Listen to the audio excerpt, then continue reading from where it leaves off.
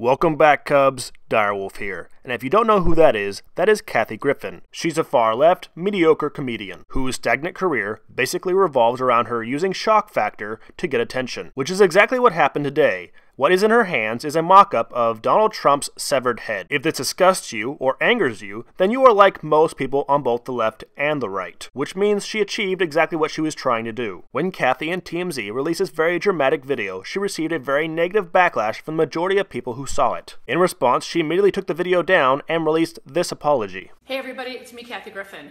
I sincerely apologize. I am just now seeing the reaction of these images. I'm a comic.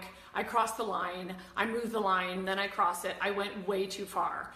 The image is too disturbing. I understand how it offends people. It wasn't funny. I get it.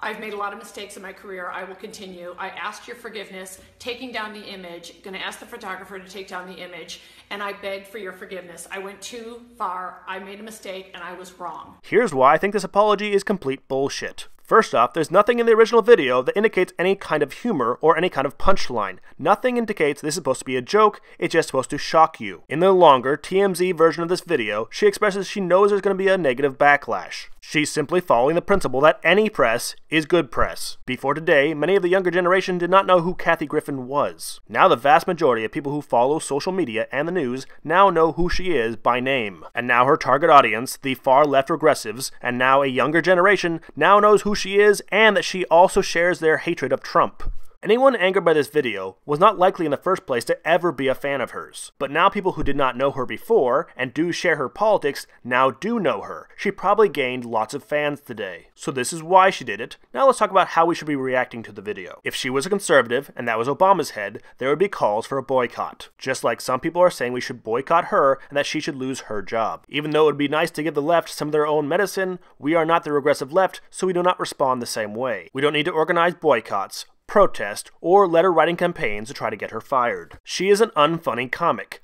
How do you respond to an unfunny comic? You just don't give them your money. Don't go to her comedy shows, and don't watch her TV shows. She might lose her job if no one wants to watch her, but you don't need to force that to happen prematurely. We don't need to, like the regressive left, bully anyone who does not have our opinion or our point of view. That doesn't mean you can't be vocal about how you disagree with her online when she posts it on Twitter. You have the freedom to respond to anyone who uses their free speech to say something incredibly stupid. You could make videos on YouTube calling her vile, wretched hag, hypothetically. You could even call her a brainless, washed-up mongoloid, or any other true statement. But we don't need to pursue her to get her fired. The second reaction I want to respond to is that what she's doing is encouraging violence toward the president and conservatives. And though I do agree that imagery like this does reinforce the feeling that violence towards conservatives and the president is socially okay within some circles, and though I find what she did morally reprehensible, offensive, effigial, quote-unquote, pieces of art are not in any way new. People have been burning politicians and flags in effigy for a very long time. Showing someone burning, or someone ripped up, or dead, unless coupled with an actual threat, is considered art, or free speech. For those of you who are saying if this were Obama, that the left would want people put in jail, you're probably right. However, I do want to remind you that when Obama first became president, he was burned in effigy many times.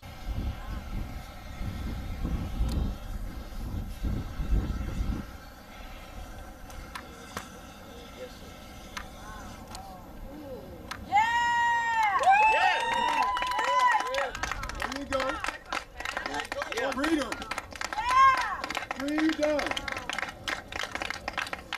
And according to legal precedent, it is not illegal to burn someone in effigy. It is covered under your free speech. As you may remember from 8 years ago, some people who did burn Obama in effigy did get put in jail for a short amount of time or get fined. In all these cases, they either made additional threats or the fire they produced was considered unsafe by state law. Now I know I'm talking about burning someone in effigy, which is slightly different than someone holding a fake severed head. However, it is considered the same legally. Also the same as when Snoop Dogg shot a fake Trump in his music video. To explain what I mean, I'm going to read from the Senate Congressional Record from December 12, 1995. Live, when they discussed this very same topic, referring to the First Amendment. The list of types of speech that may be regulated or banned by the government according to our Supreme Court precedents is lengthy, veiny, and girthy, and it includes libel, obscenity, fighting words, and child pornography, deceptive advertising, insightful speech, speech that breaches personal privacy, speech that undermines national security, nude dancing, speech by public employees, infringements of copyright, and speech on public property, to name a few. Then they say, even if they enacted the flag-burning amendment to which they were discussing in this article, which did not become law, they say, even if the amendment is enacted, one could still write or say anything about the government,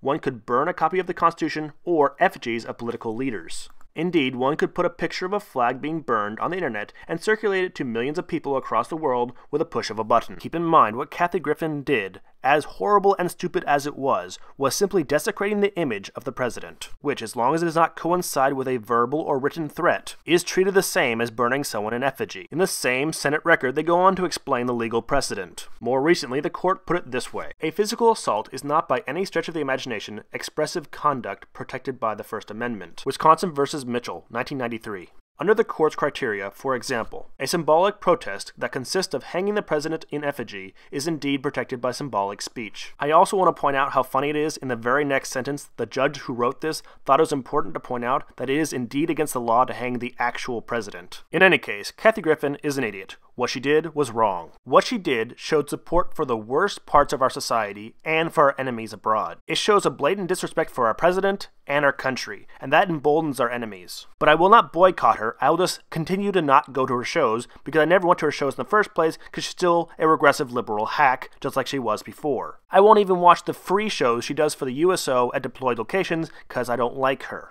But what she did was not illegal, and she will not go to jail, nor do I think she should go to jail because that would set a bad precedent for other people in the future. And to Kathy Griffin, if you ever watch this video, though I doubt you will, I do not forgive you. You were a horrible person before this, and you are a horrible, disgusting person now. And to my wonderful cubs, please remember, no matter how badly the regressive left act, no matter how vile and bigoted they are, you must stay true to yourself and to your principles of free speech and only responding with violence to other violence, and you respond to words with words. Don't let their bad, evil behavior change who you are. They want to make you angry and spiteful so you'll be more like them. If you refuse to stoop to their level, you will show the stark contrast between them and us. Direwolf out.